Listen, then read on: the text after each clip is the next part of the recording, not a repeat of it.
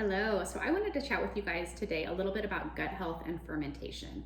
So your gut health is vital to your overall health. 70 to 80% of your immune system is found in your gut, and your dopamine and serotonin, which are your happy hormones that help regulate your mood, are also produced in your gut.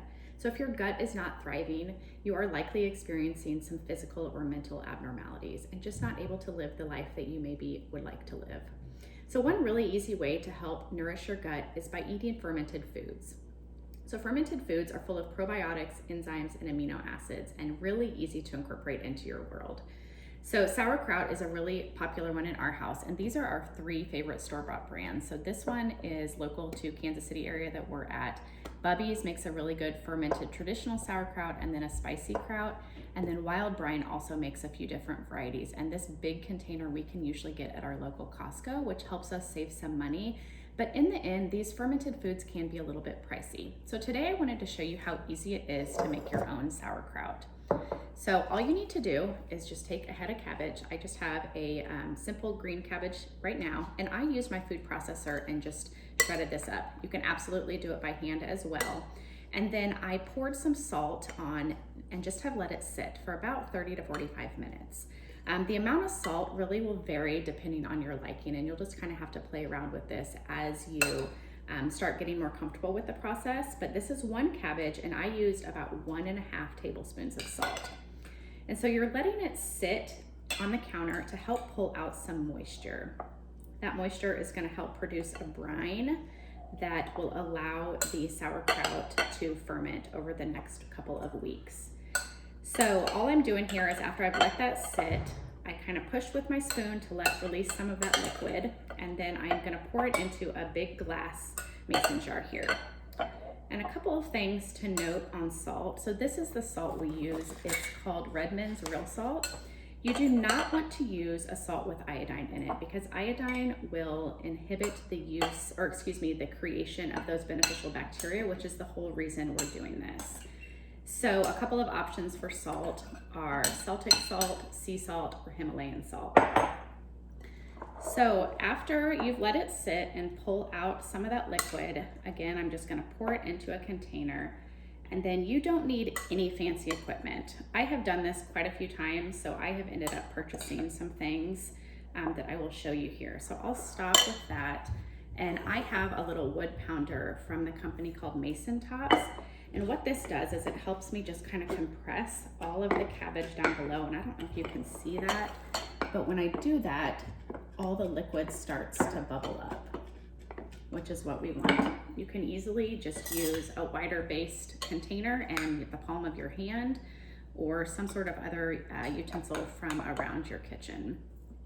And then after, I won't finish this all up, but after you've got all of your cabbage into your container, and you've pushed it down, we basically need to create an environment for that beneficial bacteria to produce the lactic acid, which is that end result that we're hoping for.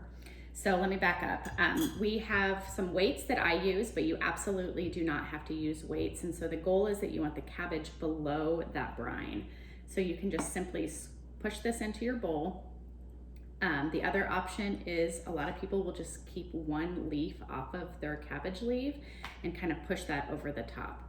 And so after you've done that, with as big of a jar as I have, I usually use a couple of weights.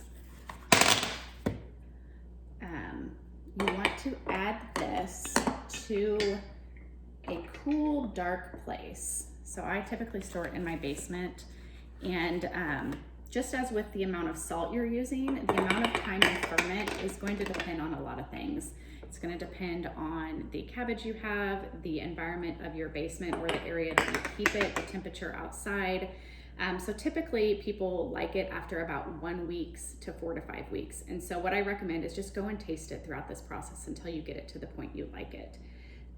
If you do not have a fancy top, so this is an airlock top, which is really just a silicone piece that lets some of the air out of the top that you add to your mason jar lid. If you do not have one of these, you can just simply put a towel with a rubber band over the top, but then you'll want to come down and kind of burp the air out of your container every week or every few days. If you have one of these airlock containers, you do not need to do that. So I guess The point here is this is really simple. It's very easy to do with just simple cabbage and salt. You cannot do it wrong. You're going to kind of need to experiment with the amount of salt you use and the amount of time you ferment, and also play around with the flavors of the actual sauerkraut. So I have added really thinly sliced cucumbers into it to make kind of a pickle. You can add shredded carrots. You can change up the seasonings by adding dill, garlic, caraway seed, crushed red pepper.